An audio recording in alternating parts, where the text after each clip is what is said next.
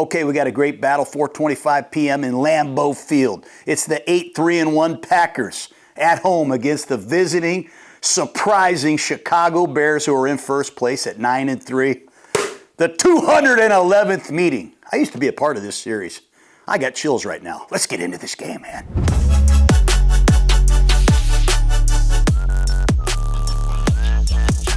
This game preview is presented to you by DraftKings Sportsbook. One touchdown can change everything. The crowd, the momentum, the game itself. It just never gets old. Feel that same rush with DraftKings Sportsbook, an official sports betting partner of the NFL, where every touchdown can bring you closer to cashing in. With DraftKings, all the action is in your hands. First touchdown, anytime touchdown, live bets. Every play, every snap, every game matters. And Missouri listeners, listen up. DraftKings Sportsbook is now live in the Show Me State. Here's the best part. New customers bet just $5. And if your bet wins, you get $200 in bonus bets instantly. Download the DraftKings Sportsbook app and use code Gruden. That's code Gruden. Bet $5 and get $200 in bonus bets if your bet wins. In partnership with DraftKings, the crown is yours.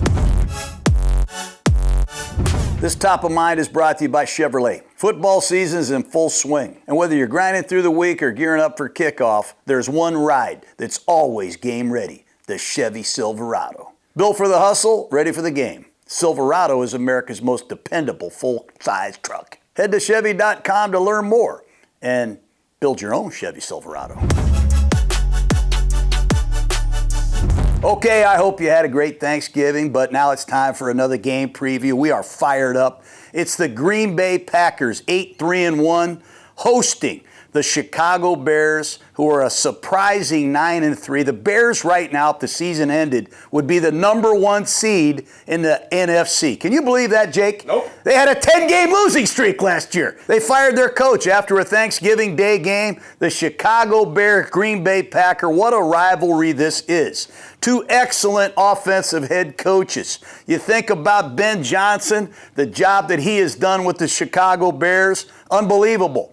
0-2 to start the season. They're on a roll right now, man. They are rolling. And Matt LaFleur, the coach of the Green Bay Packers, what a job he has done since becoming the head coach at Green Bay 2019. The man is 20-4 in December, so he understands how to win very important football games. But you know, you look at Ben Johnson, he's got some veteran leadership. He's got 10 or 12 guys that he relies on to set the tone and be everyday leaders on and off the field. He's brought this team energy, communication, and offensive expertise. They have a very good culture. I don't think they're satisfied with 9 wins. They haven't qualified for the playoffs yet. His focus is to get better every single day.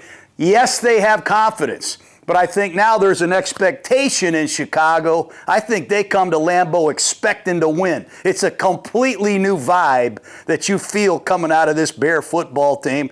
A great credit goes to Coach Johnson. And Matt LaFleur, what can you say? They had a 2-game losing streak recently. Everybody was on their ass. What's wrong? We lost to Carolina. They had a lackluster win, really, against the New York Giants. They really put it all together last week in a 31-24 win against the Detroit Lions. Great offensive coaches, going to go head-to-head. Both of these guys are very aggressive. Ben Johnson has gone for it 18 times this year. They're only 8 for 18, but we know his genes come from the Detroit Lions. They're going to go for it in some critical situations. And what about Matt LaFleur? 12 out of 17 this year on 4th down, over 70%. And last week, 4th down won that game in Detroit. 2 4th down conversions for touchdowns. That's like kapow, kapow. And then they put the game away with a 4th and 4 inside of 2 minutes to ice the clock and send Detroit home and ruin their Thanksgiving, basically. How have the Bears done this? You know, you try to explain it. I don't want to be up here all day. Everybody's already on my ass. These things are taking too long, so I'll try to be more concise. The recipe for the Chicago Bears is takeaways, man. 26 takeaways from their defense. And they've done it missing their top secondary players, missing all of their linebackers, and a couple of their defensive linemen. Dennis Allen's done an unbelievable job with these players. 26 takeaways. That's the key to their success. The second thing is not this Ben Johnson pass offense. It's this Ben Johnson rushing attack. They just smashed the Philadelphia Eagles. 281 yards rushing.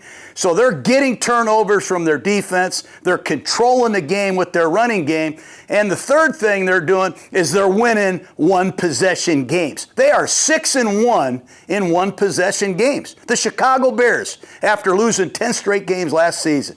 And if you look at it, from 2021 to 2023, they were 9-23 in one-score games. That was the worst record in the league. So they have turned things around with those three key ingredients. This is a historic rivalry. I don't want to get into all my memories of going out there against the Bears when I was with the Packers.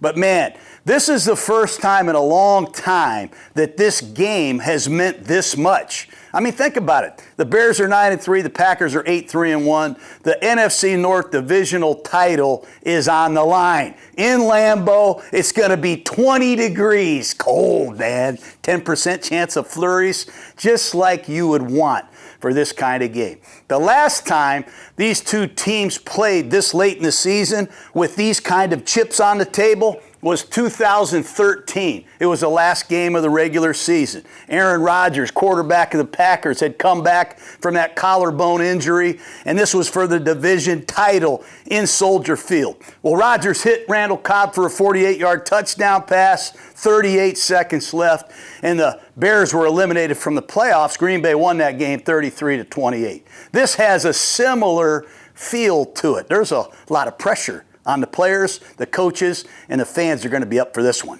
The Chicago Bears have won 5 straight games, and people are still, I believe, having a hard time taking them seriously. Right, Clay?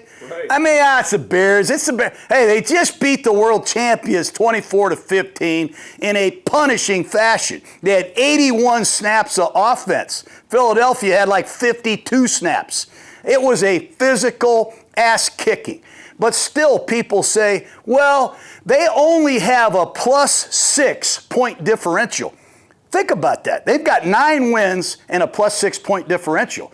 That is the worst point differential in history for a team that is 9-3 after 12 games. I did a research project. 376 teams have been 9-3. Nobody's ever been 9-3 with a +6 point differential. Put that into context, the Packers are 8-3-1, they have a +68 point differential. So Chicago is living right. Maybe the new Pope is from Chicago or something. Oh, he is? Maybe that's got something to do with it. You know, this is the 45th anniversary of the Blues Brothers. You ever see John Belushi and Dan Aykroyd, Jake? Yep. He walks up there and he says, "We're on a mission from God."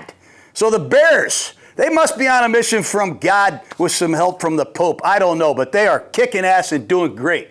This rivalry is awesome. I remember as a young receiver coach of the Packers, Mike Holmgren made us learn to respect this rivalry. We had to go down the street to the Green Bay Packer Hall of Fame and check it out. Well, 49 times head coach George Halas of the Bears went up against Curly Lambeau, the head coach of the Green Bay Packers. 1921 to 1953, those two legendary coaches did battle. And as legend says, they never shook hands one time after any of those 49 games. Curly Lambeau said, "Why would I shake hands? That gesture would just be a lie." Can you imagine all these people Tik-Toking that today? They didn't shake hands. Oh, God, they didn't shake hands. It would be awesome, wouldn't it? I think of these coaching battles. Mike Ditka, Forrest Gregg, they didn't like each other either. And when I look at this matchup, this is the first matchup between Matt LaFleur and Ben Johnson. And I see these guys going head-to-head for the coming years. It was funny when Ben Johnson was at his original press conference with the Chicago Bears. Talked about how much respect he had for Coach Campbell of the Lions and Coach O'Connell of the Minnesota Vikings. And he said, "Yeah, I also enjoy beating Coach LaFleur twice a year." I bet that pissed LaFleur off. I bet LaFleur is going to be fired up to see Coach Johnson and the Bears. That just gives you a little feel for this rivalry? You know, this rivalry really started in 1921. Last story I'll tell you. It was the Chicago Staleys back then. They beat the Packers 20-0. And the Chicago Staleys had a guard. His name was Tarzan Taylor out of Ohio State. Not a big guy, but boy, he sucker punched Howard Buck, the guy they called Cub. I mean, sucker punched him. And in 1921, this rivalry was on, man. But this series, incredibly, has fueled the NFL. You look at the names that have come out of this series: Hallison, Lambo, Don Hudson, Bronco Nagurski, Walter Payton, and Mike Ditka. Red Grange, Paul Hornung, Brett Favre. It goes on and on. Gale Sayers. Some of the greatest players ever had played for these two teams. The two winningest franchises in pro football. Green Bay has 13 NFL championships. Chicago has 9. That's 1-2. Green Bay Packers have won 818 games. That's number 1. Chicago's won 807.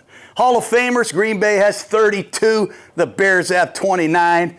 There you have it, the John Gruden Packer-Bear rivalry history. Let's get on with the freaking game. The last time these teams met, of course, they played twice a year. It was Week 18 last year. Jordan Love got knocked out of the game. Malik Willis finished it for the Packers, but it was Cairo Santos hitting a 46-yard field goal at the horn, and Chicago beat Green Bay 24-22. That win ended an 11-game losing streak against Green Bay. And it really, I think, hyped up the Bears a little bit as they entered a new era with Ben Johnson at the helm. Before that, they played in Week 11 in Soldier Field. And if you remember, Cairo Santos is going to win the game with another walk-off field goal, but Carl Brooks of the Packers blocked that kick, and Green Bay won that one 20-19. So both games last year were decided by a field goal. The standings are pretty simple right now. Division leader, Chicago, Philly, the Rams, and Tampa Bay.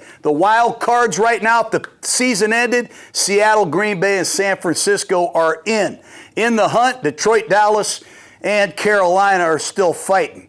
But we're not just talking about playoffs. We're talking about winning the divisional title and getting a home game. Both of these teams will be tested in the last month of the season. Look at the Chicago Bears. They play Green Bay Sunday, Cleveland at home. Then they have the Packers again in Chicago. They got to go play at the 9-4 San Francisco 49ers, and then they finish the season at home against the Detroit Lions. That's a pretty tough slate. But how about Green Bay? They play the 9-3 Bears Sunday. Then they got to go to Denver and play the 10-2 Broncos in Denver. That's tough. Then they got to come back and go on the road to Chicago. So they're going 9-3, 10-2, and 9-3. And then they follow that up with the Baltimore Ravens at home in Lambeau. They finish the season at Minnesota. So a lot of football yet to be played to decide the playoff pairings. The Bears have been pretty good on the road this year. They're 5-2. The Packers are 4-2 at home. Remember, the Bears had lost 8 straight games at Lambeau until that last-second Cairo Santos field goal last year to end that slide. We have 2 of the top scoring offenses in the league this week. Chicago Bears average 26.1 points per game, and the Green Bay Packers right behind them at 25.8. Both teams have balanced offenses. They run it a lot. Josh Jacobs, DeAndre Swift. Both teams have good complementary backs. Emmanuel Wilson of the Packers is emerging. And Kyle Monangai, the rookie out of Rutgers, gives Chicago a two-headed monster as well. Both of these offenses are at the top of the food chain on third down. Green Bay has the number 1 third down offense in terms of conversions, almost 50%, and Chicago is 6th. So both of these teams stay on track, and they convert a lot of third downs, and time of possession is their best friend. We have an interesting quarterback battle, and this series has been lopsided for a long time. Brett Favre went 22-10 against the Bears. Then they follow that up with Aaron Rodgers, son of a bitch. He went 24-5. I'm sitting here thinking, that's 46-15, Favre and Rodgers. Well, Jordan Love is 2-1 all time against Chicago, but he and Caleb, they're 1-1. So these 2 young quarterbacks, the faces of both of these franchises, just like these 2 young offensive head coaches, are going to be in a state of war for quite some time. It's going to be cool. Jordan Love has been flawless. With protection, he will dice you. And he's coming off, I think, his best performance of his career. 4 touchdowns against the Detroit Lions. I sat here with my assistant, Coach Zook, and we charted each play early in the morning. 7 big-time throws.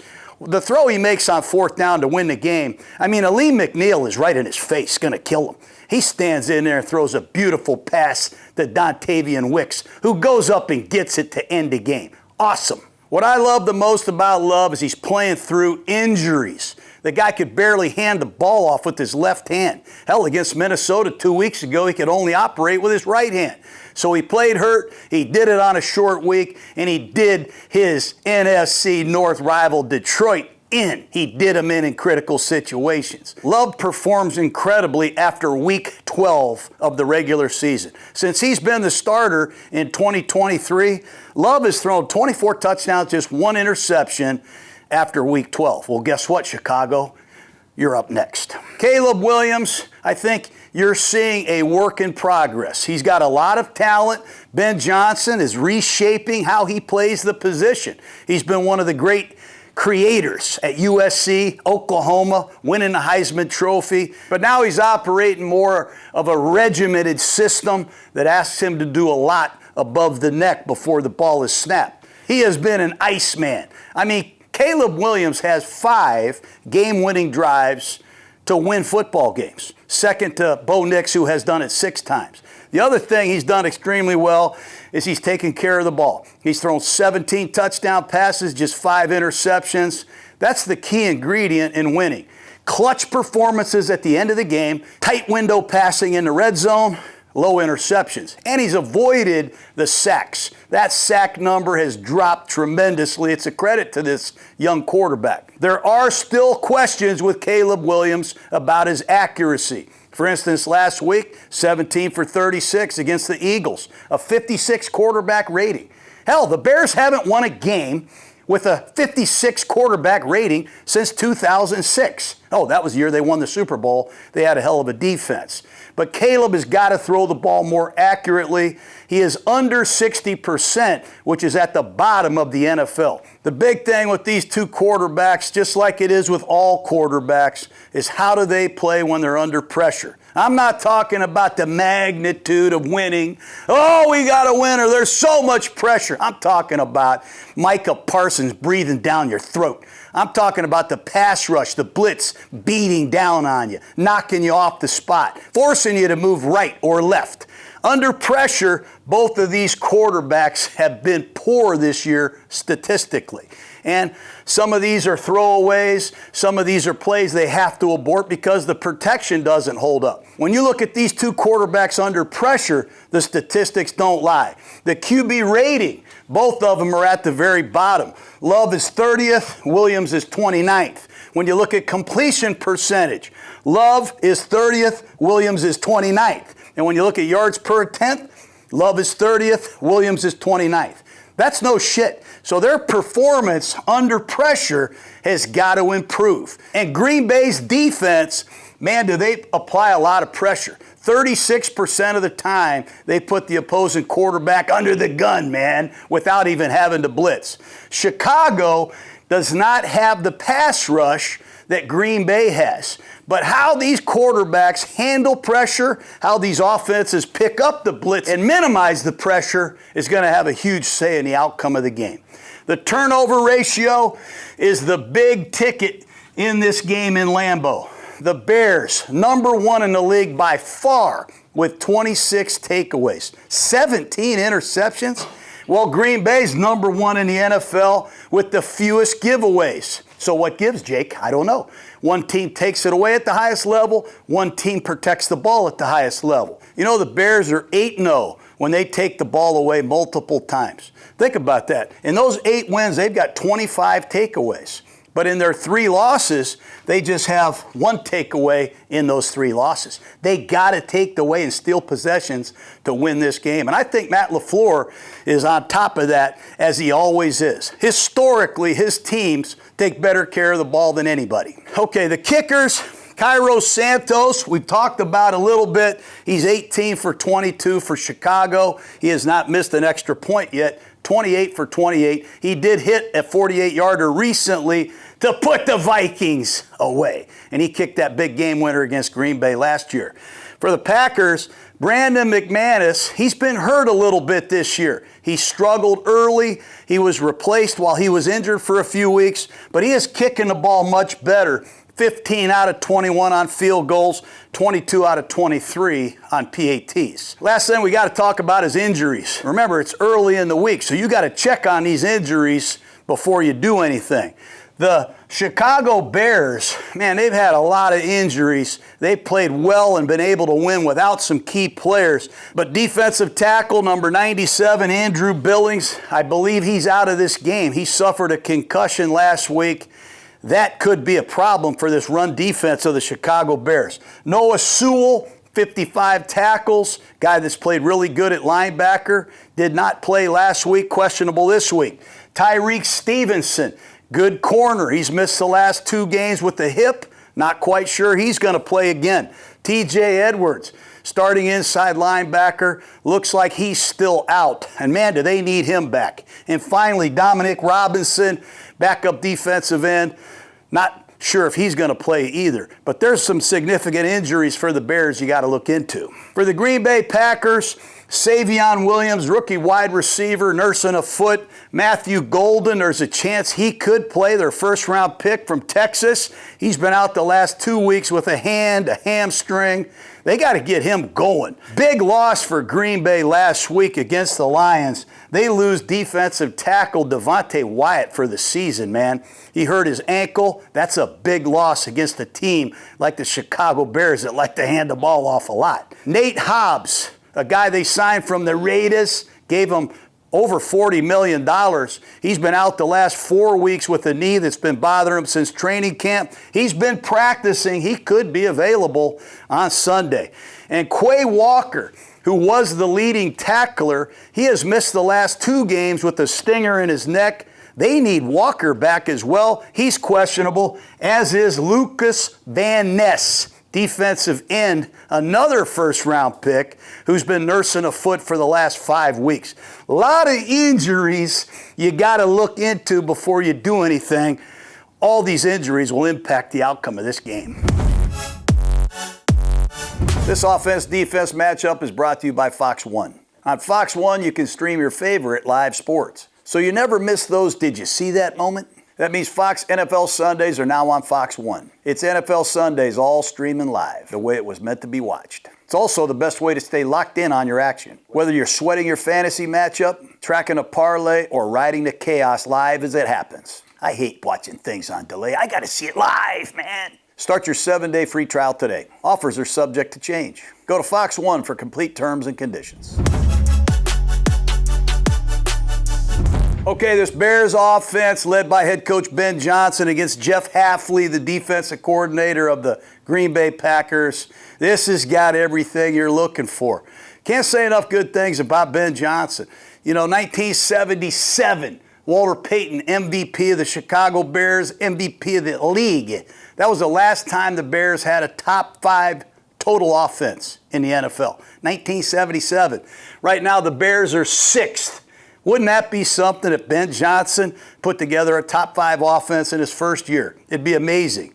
Last year, the Bears were horrible. They were not good on offense. This year, the Bears are 8th in scoring, 6th in total defense, 2nd in rushing, and 15th in passing. They're 6th on 3rd down. You look at the numbers last year, 28th, 32nd, 31st, 31st. This is quite a turnaround. And General Manager Ryan Poles deserves a lot of credit too now. They brought in a whole new offensive line. They did a really good job in the draft, and Ben Johnson and his staff have done a magnificent job. The Bears have balance, and that's the hardest thing to defend in football, balance. They have 7 receivers that have 20 catches or more, 200 yards or more. All 7 have 1 or more touchdowns. Ball distribution is great. And they do have 2 runners. Much like he had in Detroit, the Chicago Bears have 2 runners with over 500 yards rushing and 5 touchdowns. Think about that. DeAndre Swift, 774 yards. And he's got 5 rushing touchdowns.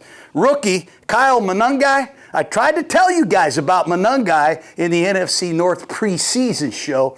He is a badass, man. This guy's rushing the ball for over 500 yards and 5 touchdowns as well. Here's my sleeper I want to go back to, Malisac, Kyle Monangai. Kyle Monangai, where'd he go to college? Rutgers. Rutgers, that's where Isaiah Pacheco went. I love the coach at Rutgers too, man. That's a hard-nosed program. He's a 7th-round pick, 5'8", 210. They were raving about him during the offseason in the spring. He had 2 straight 1,200-yard seasons at Rutgers. He was there for 5 years, man. He carried 669 times for 3,221 yards in 52 games. Keep an eye on Monangai. Eric Bieniemy, running back coach, he's a hard-ass coach, man. He'll get these guys running. They spend a lot of time under the center, which I love. As the son of an old running back coach, get the quarterback under the center so the back can get deeper and we can see more before we get the football. We can read our cuts. We can get some momentum going downhill. And I think they've done a great job helping Monangai and Swift in a tag team operation that really has been impressive. Not only that, they live and die with the play action pass. And off of this strong running game from under the center, they've done a magnificent job putting play passes and bootlegs that are very well sequenced. I mean, if you study them from a linebacker's perspective, the run looks exactly like the play action pass. The play action pass and the run, man, it looks like that, but then it's a bootleg. So they have 3 plays that start off looking the same that are different, and it's a powerful thing. This is a big play offense. When I look at the Chicago Bear offense, they have 94, I call them explosive plays. What's an explosive play? Well, a running play that gets 10 or more yards. A pass play that gets 20 or more yards. They got 94 already in 12 games. I asked myself, how many did they have last year for the whole year in 17 games? They had 82. They already got 94. So they do a great job of scheming for success, and their quarterback, through the eyes of Ben Johnson, is helping put their team in optimum situations at the line of scrimmage. You'll see Caleb Williams, alert, alert, alert. You're going to see him engaged at the line of scrimmage making critical decisions that are helping the Bears just as much as his scrambling and his ability to make throws. I'm trying not to swear. I'm trying to control my emotions, but when I watch this Bear running game, God, I get excited, man. I'm telling you, in the last 5 games, they average 35 rushes a game, and they average 195 yards a game. And some of the stuff they're putting on tape, it's rated R. They should probably clip some of these plays out so the opposition doesn't see it. I saw right tackle Darnell Wright smash a guy against the Cincinnati Bengals, and I ran it back 6 times. I saw the right guard Jonah Jackson smash a Philadelphia Eagle last week. I ran it back another 8 or 9 times. They are coming off the ball, and they are smashing people. Their running game is very unique. If you watched them last week against Philadelphia and just said, how the hell did they do that? 281 yards rushing against Vic Fangio and the world champions on the road in a short week? You got to be shitting me. They get over 90 yards rushing last week before contact. That's how good these plays are blocked. That's a credit to their preparation, their offensive line coach, Dan Rochar. What a job he's done. I mean, 90 yards before contact, and then you look at the skill level of Swift and Monangai, 170 yards after contact. And I counted the 9 missed tackles. I mean, Swift, he made Blankenship disappear. Gone. And then they made Brown, the other safety, disappear. Great running ability, great play design, but it's a vicious blocking style up front. They're doing a hell of a job targeting the right people and finishing their blocks. Ben Johnson has a role for everybody, not just in the passing game, but the running game. Hell, I see a fullback, number 65, Luke Newman. He's been cut recently, but hell, he's playing fullback against the Pittsburgh Steelers. They run an ISO draw play for 25 yards. That's the last time I saw Newman. You'll see Zacchaeus, a wide receiver, number 14. They use him to insert between the tackle and the tight end, and he'll be a critical run game blocker from the wide receiver position. You'll see Durham Smythe, number 81. He'll come in the game, he'll line up at tight end, and on the shift, he'll come back into the backfield, become a fullback. Now it's a two-back set. So they have a lot of different roles for different people, and they take pride in these roles, and they deliver some real ass whippings some of the times when they get in there. I think the most exciting thing I've seen from Caleb Williams is his development at the line of scrimmage. I call it RCE every week. Recognition, communication, execution. Hell, against the Steelers, you'll see Ben Johnson, they use a lot of motion before the ball is snapped. A receiver will come across like he's running a route, but he'll sit down. And Caleb Williams will just look at the defense. Against Pittsburgh, he sees it's cover 3. We're good, we're good. They run all go special, and DJ Moore couldn't have been more wide open. But he's recognizing defenses, he's communicating what we want to do to it, and it's leading to high levels of execution. That's what really excites me about Johnson and Caleb working together on a snap-by-snap basis. Caleb doesn't have to win the game by himself with these improvisational plays that he's made famous. But Caleb Williams, at the end of the day, is a dual-threat badass. You know, he's got 306 yards rushing. He can get out of the way, he can create and avoid sacks and make plays, big plays, running or passing. It really is impressive. He can extend plays with his foot quickness. He has speed to run away from you, and believe me, he has power. This guy's a strong quarterback that can break tackles, and he's made 12 defenders miss. That's second to Baker Mayfield. Under Ben Johnson, they attack every blade of grass. They've thrown the ball over 20 yards in the air 45 times. They're not hitting all of them, but they are showing you we will throw deep and take what we want.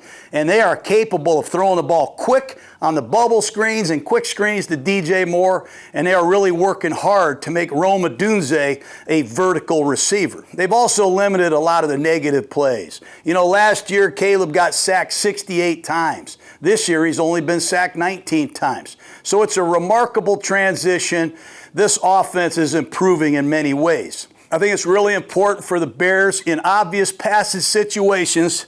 Don't forget about Micah Parsons. We just don't know where Micah Parsons is going to be. He lines up on the right 60% of the time, but he also lines up over the center. He'll line up over either guard. I really think he's going to be coming over here to work against the rookie left tackle, Ozzie Trapillo. Trapillo's played good in his last 2 starts. He's clearly won the left tackle job, but I look for Trapillo and Parsons to have some real battles. That's why I think the protection plan will really help Trapillo in this game. The Bears are also improving in the red zone. Colston Loveland and Cole Kmet have caught touchdowns. They have 2 very good receiving tight ends. You know, when you watch the Bears in the first 7 games, they were one of the worst red zone offenses in the league, just 47% touchdowns.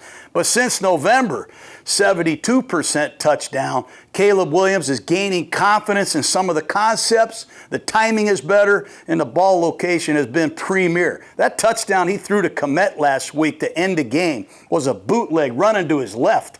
Not many guys can make that throw. This Green Bay Packer defense, we've had them a few times. We're going to continue to praise this Packer defense for their tackling, their effort, and their attention to detail. They just don't beat themselves by blowing coverages, getting beat over the top. They really make you go a long, hard way to score. They're in the top 7 in all 4 major categories: scoring defense, total defense, rushing defense, and passing defense. But that Thursday Thanksgiving game against Detroit, they struggled to get off the field. They gave up 8 for 13 on 3rd down. The Lions had 352 yards. Yes, they limited Jahmyr Gibbs to 20 carries for 68 yards, but they did give up some chunk plays to Jamison Williams. And really, had it not been for some great 4th down playmaking and the Sandman, Micah Parsons, ending the day in the 4th quarter, it could have been a different story. I think Green Bay does a great job limiting big plays because of their great safety play. Xavier McKinney, the ex-New York Giant, hell of a player. What an acquisition he has been. Ton of interceptions last year, 69 tackles. He just makes some great plays that don't make the stat sheet. Takes a very good angle to force the quarterback to check it down. He can be a one-on-one eraser tackler. He's a great communicator. He recognizes stems and patterns. He's really a good player. But the emergence of Evan Williams, number 33, I mean to tell you, this guy is a hell of a player. He has a lot of production, 3 interceptions. He's third on the team with 70 tackles. Evan Williams wears number 33. And a lot of the times, Green Bay will start in a split safety shell.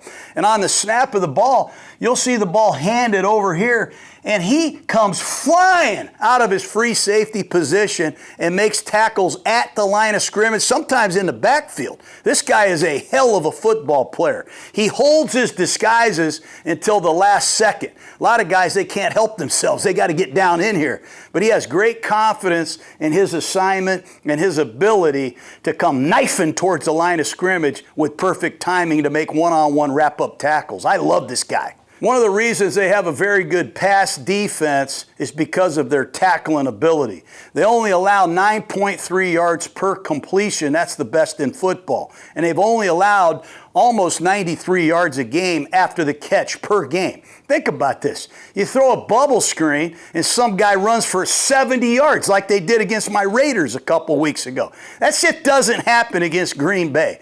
They give up 90 yards a game after the catch because of the way they force the ball back inside, the way they get off blocks, the way they come out of the stack and make impact gang tackles. I love the way they play after the ball is thrown. They get people on the ground in a hurry. You know, Micah Parsons gets a lot of credit, rightfully so. He's the first guy to have 12 or more sacks in the first 5 years of his career. He's the second guy to have 10 or more sacks in the first 5 years of his career. Reggie White was the other guy.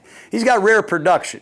75th game of his career last week, he has 65 sacks. But it's the other guy too, Rashawn Gary, who is the beneficiary of a lot of the protection plans that are geared to stop Micah Parsons. Hey, Rashawn Gary's got 7.5 sacks himself. And the Packers haven't had double-digit sack guys on the same team since 2019, the Smith brothers, Zadarius and Preston Smith. Hell, I was there in 93. We had 2 guys with 10 or more. We had the minister himself, Reggie White and Bryce Pop. We were great, man. That was a great pass rush. But don't go to sleep on Rashawn Gary. I'm a little concerned about the depth of the Packers inside. Remember, they traded Kenny Clark to Dallas to get Micah Parsons. That's a big inside defender. Carl Brooks was hurt last week. He did not play against the Lions, and Devontae Wyatt is out for the year. So they're going to have to rely on some young guys. Is it Nazir Stackhouse? I don't know this guy very much, but some of these cats better be ready to play because they're sitting in a room right now watching Philadelphia having a hard time stop this Bear running game. You know, I think the Green Bay Packer defensive players have spent a lot of time studying their defense against Ben Johnson and the Detroit Lions last year. Remember, Ben Johnson called the plays for the Lions. They beat Green Bay 24-14. They had 261 yards total, 137 passing and 124 rushing. The second time, the Lions won 34-31. They had almost 400 yards of offense, balanced again, 280 passing and 111 rushing. And they ran all kind of runs last year against Green Bay. They even ran a wham play against the Packers' nickel defense. You get the 3 technique, the 1 technique, the inside shade of the guard. And on the snap of the ball, the play side tackle had a good angle to kick out the defensive end. The center had a good angle to go block that onside linebacker. And then what they do on the backside is the tackle goes up and gets the inside backer, and they trap one defensive end, and they wham the 3 technique, and Jahmyr Gibbs picked up a block, bounced it, and went for about 40 yards. So it's not just tight zones, wide zones. It's complementary runs that really are specifically designed to attack this Packer penetrating front. I can't wait to see how Green Bay moves the front, uses some occasional blitzes to try to throw Ben Johnson off the scent. Okay, let's get into the matchups real quick. For the Chicago Bears, the biggest improvement is their offensive line. Last year, they were perceived to be the weakness of the team. Right now, this is the strength of the Chicago Bears. This right tackle, Darnell Wright, Wow, I love this guy. He'll kick your ass, man. And he's a Tennessee Volunteer. I love him. They went out and traded for Jonah Jackson, and what a trade that was for the Chicago Bears. He's at 73. This is a very athletic, very physical right side. They have a veteran center, Drew Dahlman. They paid him to get him out of Atlanta. He has given them quality, consistency, and a very good communicator and second-level blocker. That's very impressive. Then at left guard, they just went out and traded for the best left guard in football. That's all. Joe Tooney. He's going to go to his third straight All-Pro selection. You can't get by this guy in the passing game, and he's a leader. He shows guys how to work, how to prepare. He's a badass, man. He's a world champion Patriot, world champion freaking Kansas City Chief. How the hell did they get all these guys? And then over here, they drafted Ozzie Trapillo from Boston College in the second round. And yeah, they've had some other guys, Braxton Jones, Theo Benedict, all these guys have been playing over there, but Trapillo is coming through. It's a good line that's playing good together, and they're on the cusp after that Philly film of being a great offensive line. For Green Bay, it's Parsons that gets all the attention and glory, and rightfully so. I call him the Sandman, like Mariano Rivera. Hell's bells, did you ever see Mariano Rivera come in and end the game for the Yankees? What do you think Parsons is doing? Yeah, he has 12 and a half sacks, 7 in the fourth quarter. That's a tribute to his conditioning, his motor. He always says this, and I love how he says it. The hunt ain't over till the hunt is over. I don't know how he said it exactly, but the guy just don't quit. I've been around a lot of pass rushers that get chipped by a back, and they're like, screw it. Or they get nudged by the tight end, and they come over, man, I'm getting doubled, man. Or they slide the line. Shit, I got doubled again. You know what Parsons does? I think it pisses him off. I'm going to beat you. I'm going to beat the chip. I'm going to beat the slide. I'm going to beat your ass. That's how Parsons plays, and it's fucking contagious, man. It's just awesome. God, knock on something, will you? Rashawn Gary, 39 tackles, setting the edge. You know, when you run the ball at Rashawn Gary, he sets the edge. You can't get outside of him. He holds the edge, man, and then he'll rip away from the tight end and make tackles. But you got to respect the way Gary plays the run and the pass. Inside, if I were a Packer fan, I would circle Colby Wooden.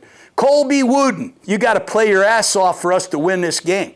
He's a young player, wears number 96. He's going to have to play his ass off. And then this Warren Brinson, 6th round pick out of Georgia, he's going to have to play a lot of snaps as well, as is number 93, Nazir Stackhouse, rookie out of Georgia. These guys are going to have to play critical snaps, and we're hoping Carl Brooks, number 94, is available. Remember, he didn't play last week against the Lions. But these men will be challenged by the physicality and the complexity of this Bears system. The running back, it's a two-headed monster, DeAndre Swift and Kyle Monangai, both men well over 500 yards.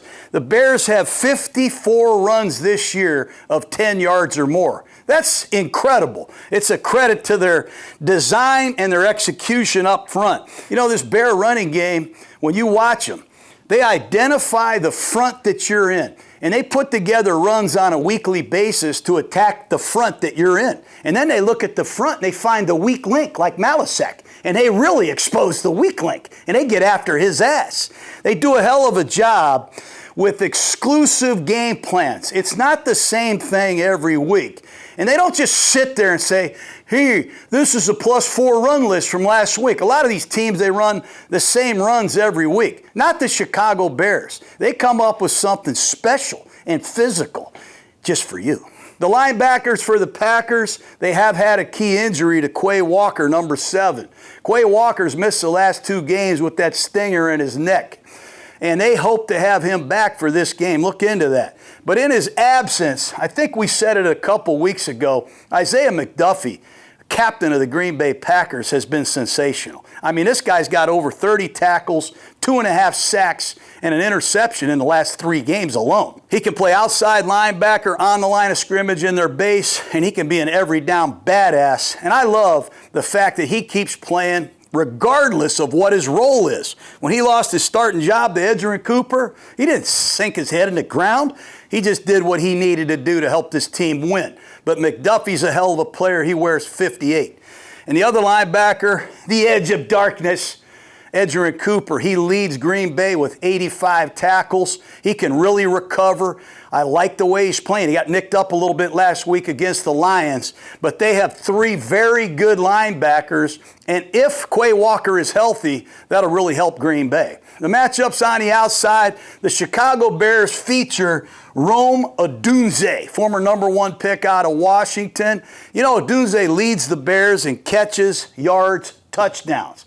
But when I watch his target reel, you know Odunze's been targeted 90 times, but he only has 44 catches. So you look at it, that catch percentage is 49%. That's 3rd lowest in the National Football League. And where they're really struggling is on routes of over 10 yards. He's only caught 18 of 55 targets. That's less than 33%. So even though the numbers are solid, they've missed some throws. They haven't been on the same page a couple times.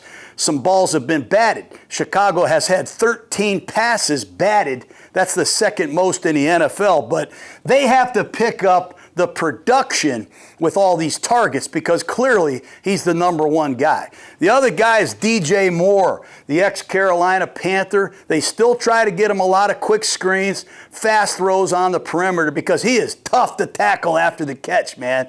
He's only got 38 catches right now, but he has 502 yards. He's very crafty. He can get down the seams. He can run the deep crosses, and he is a load, man. He is really tough to get on the ground.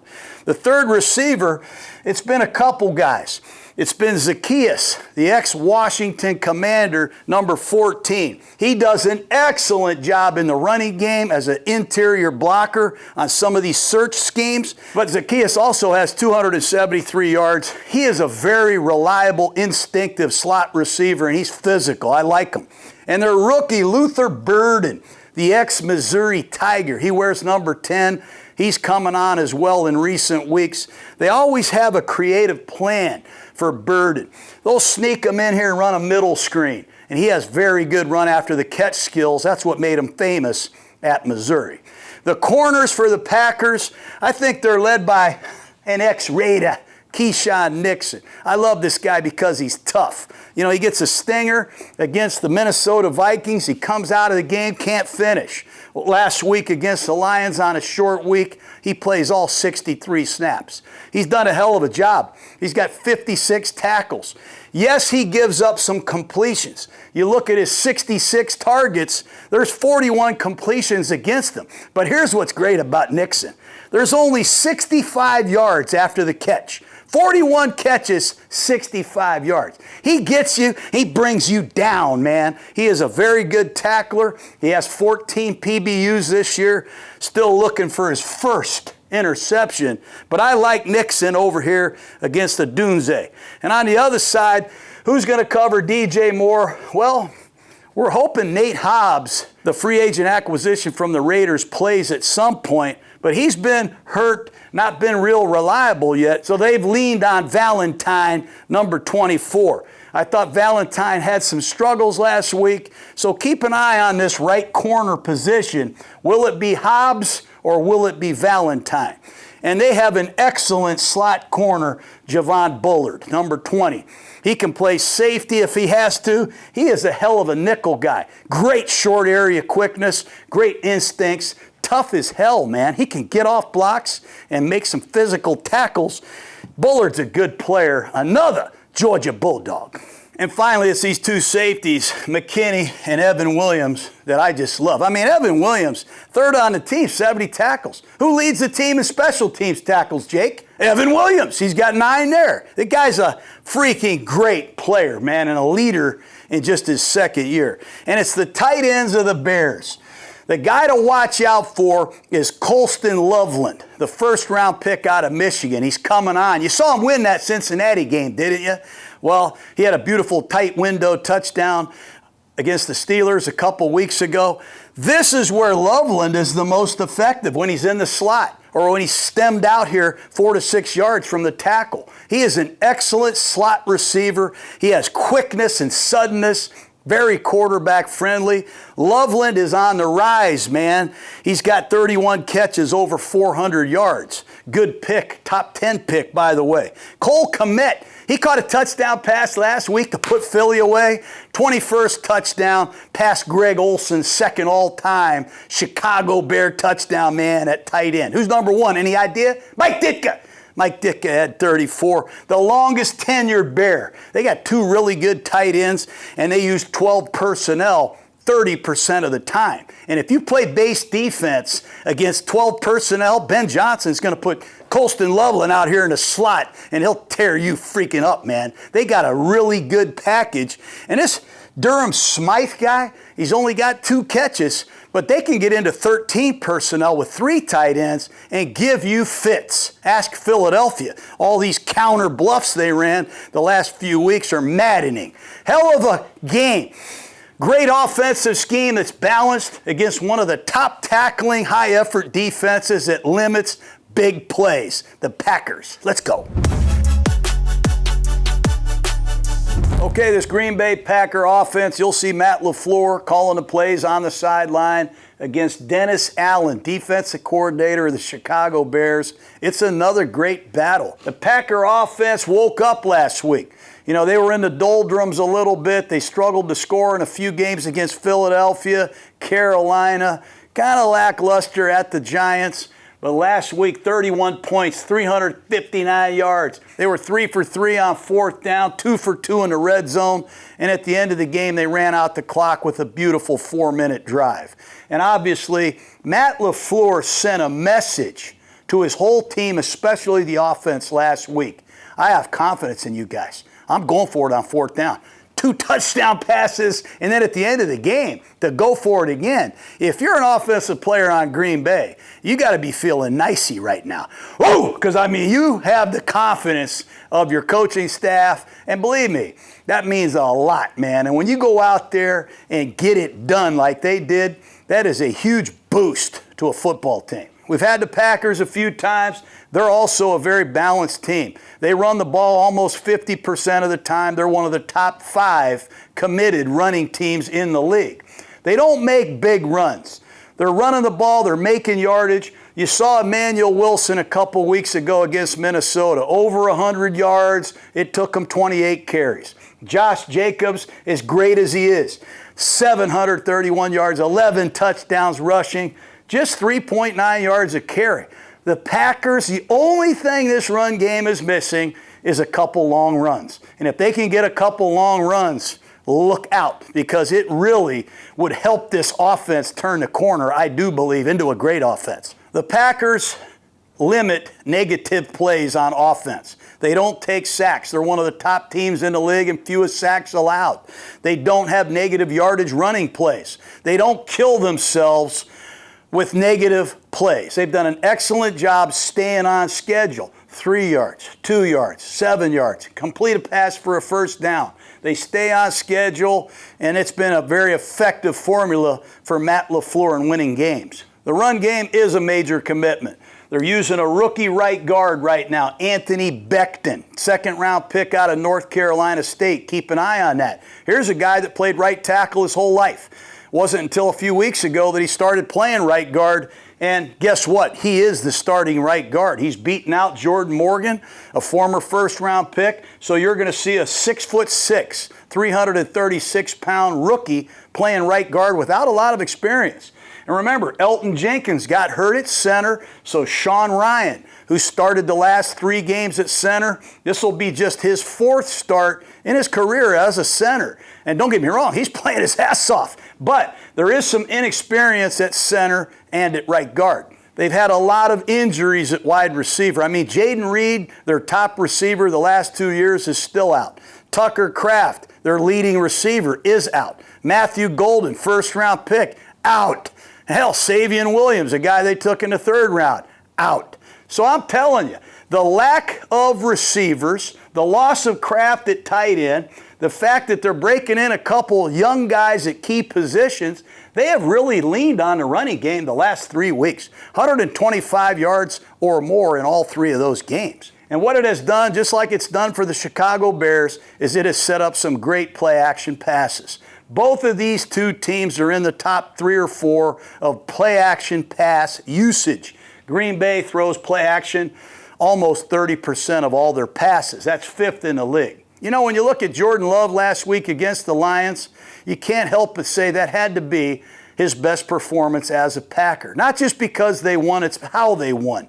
The coach trusted him in critical situations. And the big-time throws that he made, the fact that he played great in crunch time is magnificent. And I think the players watch the tape and they see the 7 big-time throws that he made. They also see how he battled through an injury. They see him leading the football team, handling adversity on the road in a short week. I just think that is a huge shot in the arm for Jordan Love's career and for this relationship moving forward with the Green Bay Packers, man.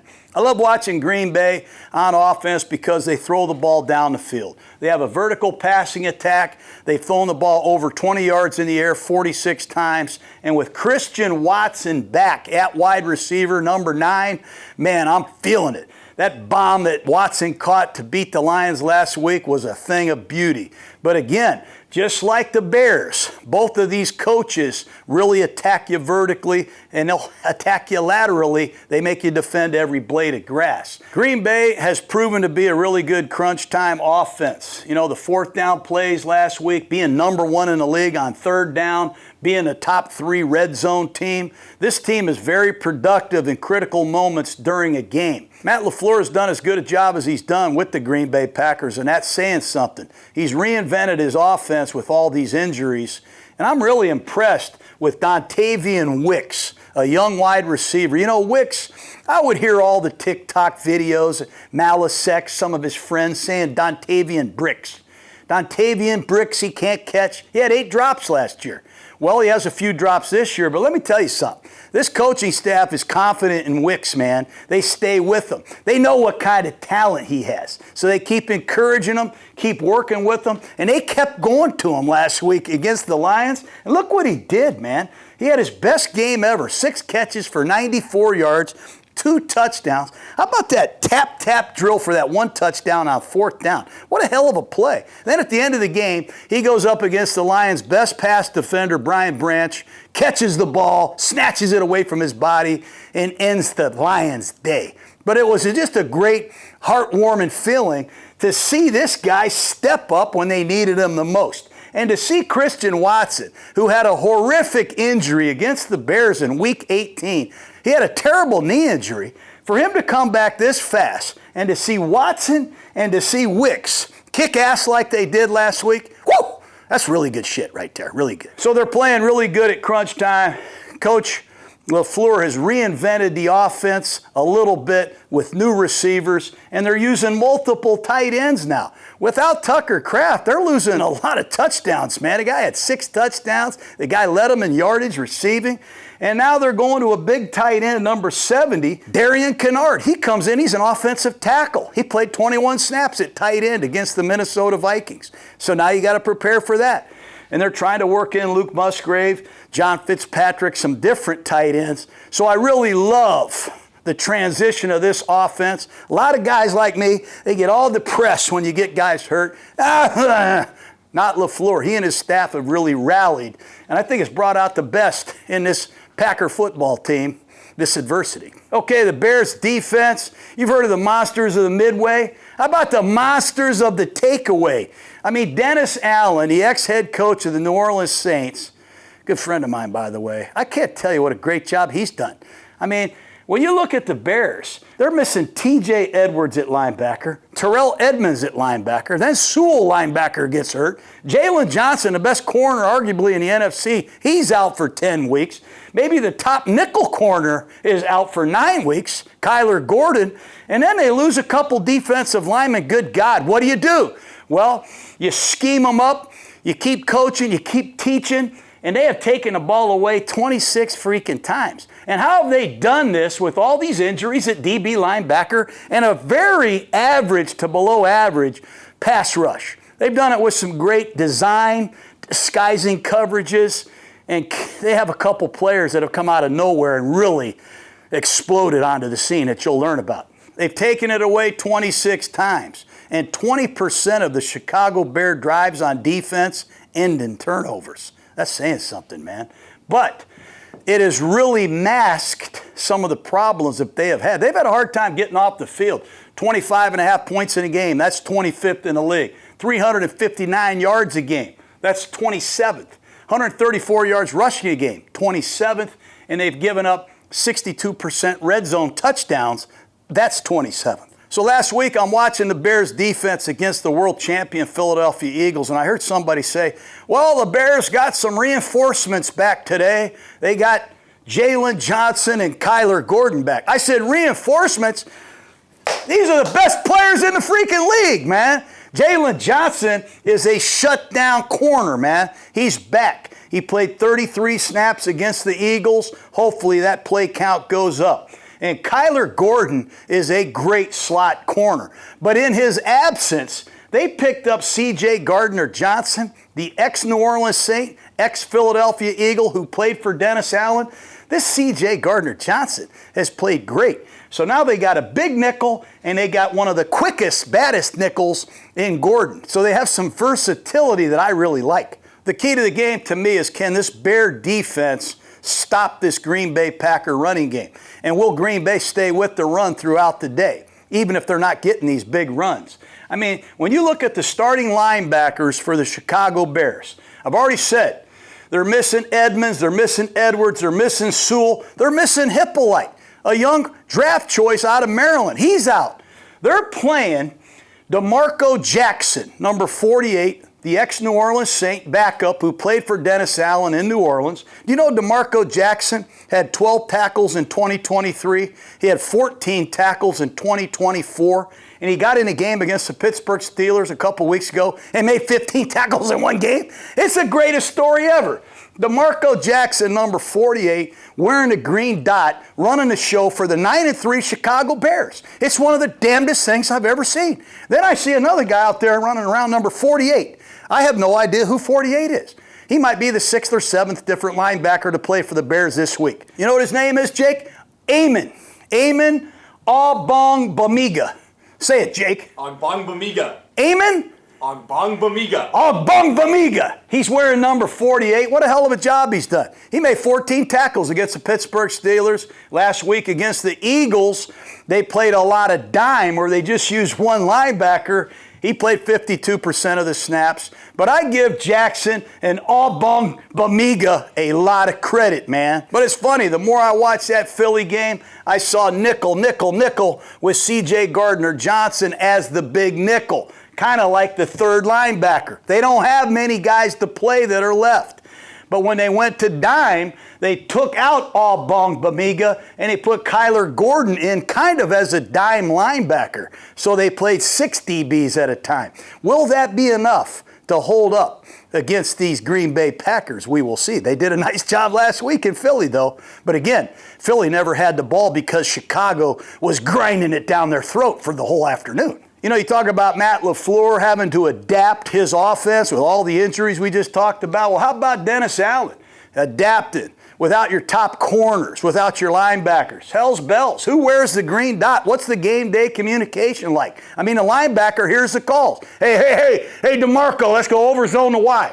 Heads up for a code 1 empty check. I mean, all this communication with DeMarco Jackson, it's a good thing that he has history with Dennis Allen coming from New Orleans. I worry about the Bears' ability to stop the run in this game. And the statistics prove that. They've given up 5.2 yards a carry this year. That's 30th.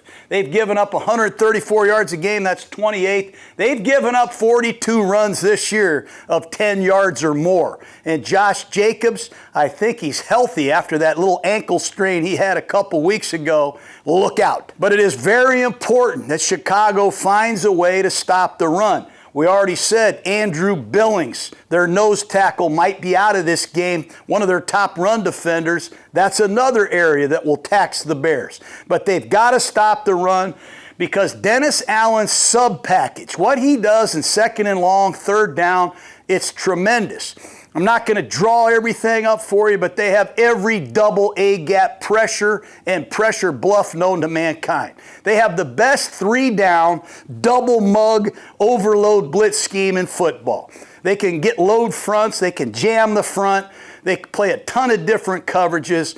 Trap coverage. They'll play palms coverage, 3 deep, 3 under, man-to-man, you name it, and it's all really well disguised and well rehearsed. It's fun to watch, and it's a big reason why they have these 26 takeaways. Quarterbacks are confused, they're thrown into muddy coverages, and bad things have happened. Let's take a look at the matchups. For the Green Bay Packers, their offensive line, we've talked about the inexperience at center, the rookie at right guard, number 71, Anthony Belton. I mean, if you look at the last play of the game when Jordan Love throws that ball to Wicks to win the game, Aleem McNeil, he beat Belton bad to the inside. It was one of the great throws Love has made in his career. But can he protect at a high enough level? We'll see. Rasheed Walker at left tackle, Aaron Banks, the former 49er, at left guard, getting better, playing together. Remember, Banks is new to Green Bay, missed some time with some injuries. I love Zach Tom at right tackle, number 50. He hadn't given up a sack all year. And remember, he's playing against a rookie, so that could be something to look at with some of the line stunts. When the end slants inside, the tackle loops outside, can they switch these stunts with the regularity they're used to switching them with? The D-line for the Chicago Bears, they're led by 2 guys, starting with Montez Sweat, the ex-Washington Commander.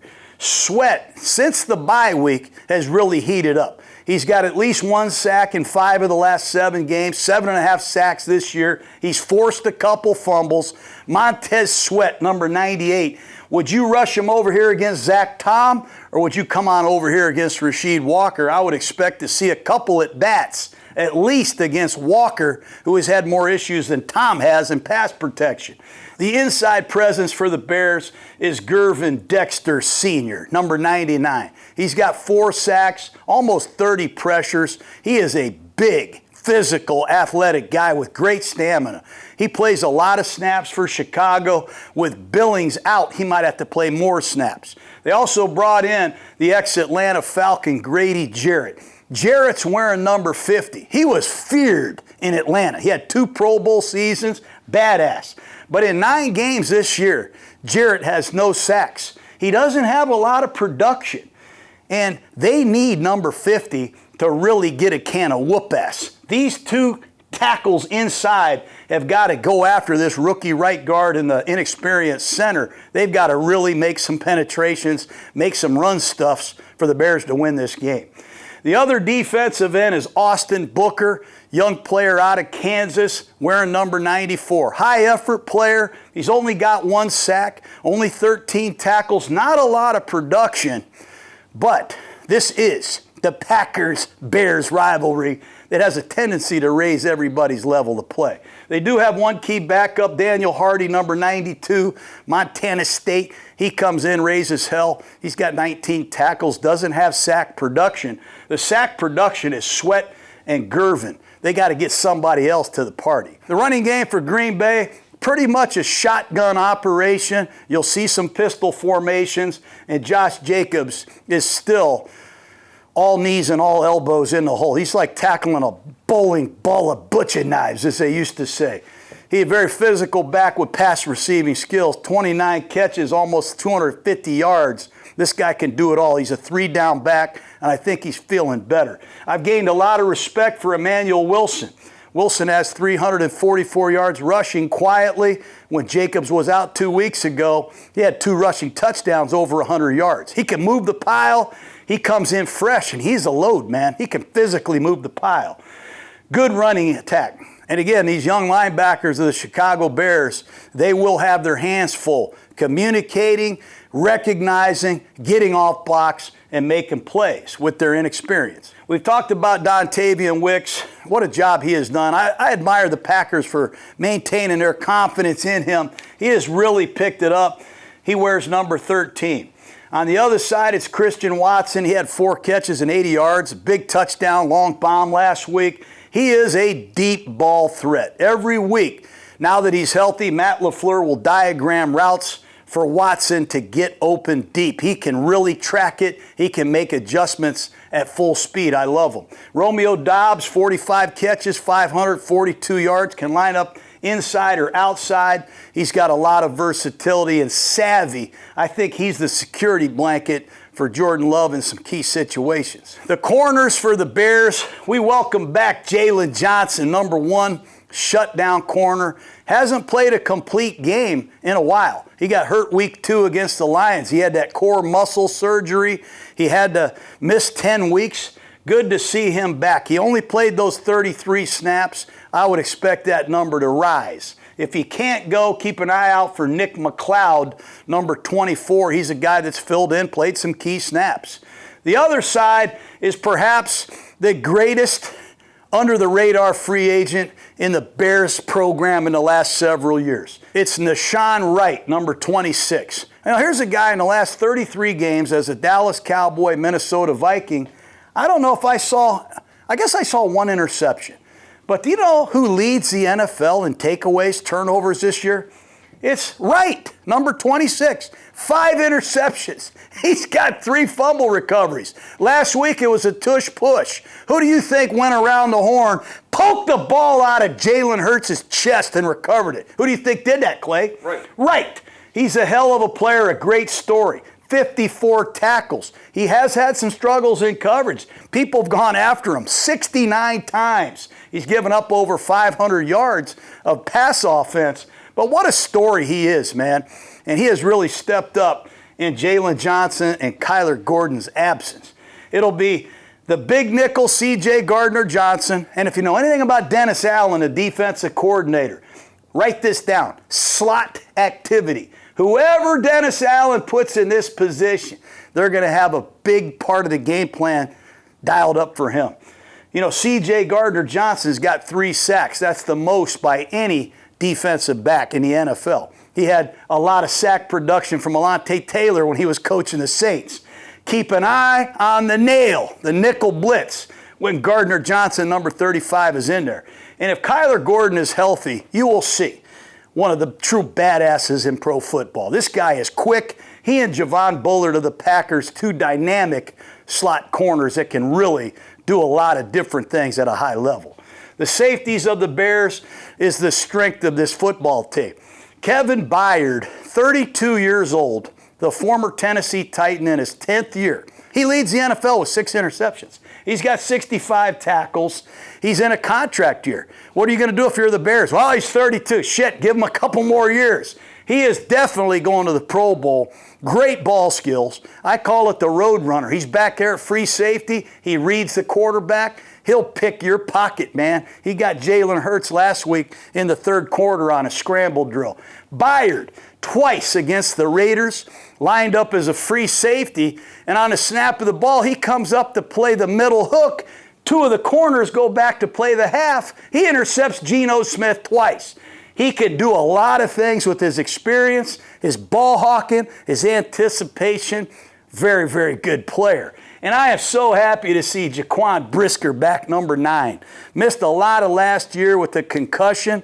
Brisker's got the 1 pick, 62 tackles, but he will get you, man. Jaquan Brisker is coming back to life. I love it. 2 excellent safeties on both teams. If you're a safety out there and you don't like McKinney and you don't like Evan Williams and Brisker and Byard, shame on you. These are 4 great safeties. And again, we talked about the transition of the Packer tight end. I just think Green Bay is proving we're going to go elsewhere to find pass offense.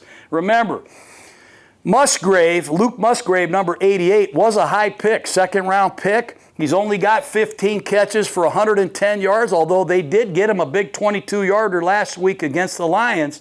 He's a receiving tight end. Fitzpatrick, number 86, is the all-purpose blocking tight end. And Kennard, number 70, you won't miss him. He's the biggest tight end in football. He's playing in some rundown play-action situations, really giving him some pop on the line of scrimmage. I'm tired. This is going to be a great game. You have 2 of the great offensive whiz-kid head coaches going up against Dennis Allen and Jeff Hafley. Dennis Allen's been a head coach. Hafley will be one. All the chips are on the table, but you got to pick somebody. You know, all year I've been asking my friends in Chicago, why don't you jump on the Bears bandwagon, man? They're making believers out of a lot of people, including me. But this week, I'm going with the Packers. I just think the injuries at linebacker are really tough on Chicago. I think the Packers at home are on a roll, and I think they're going to win this game 27-24.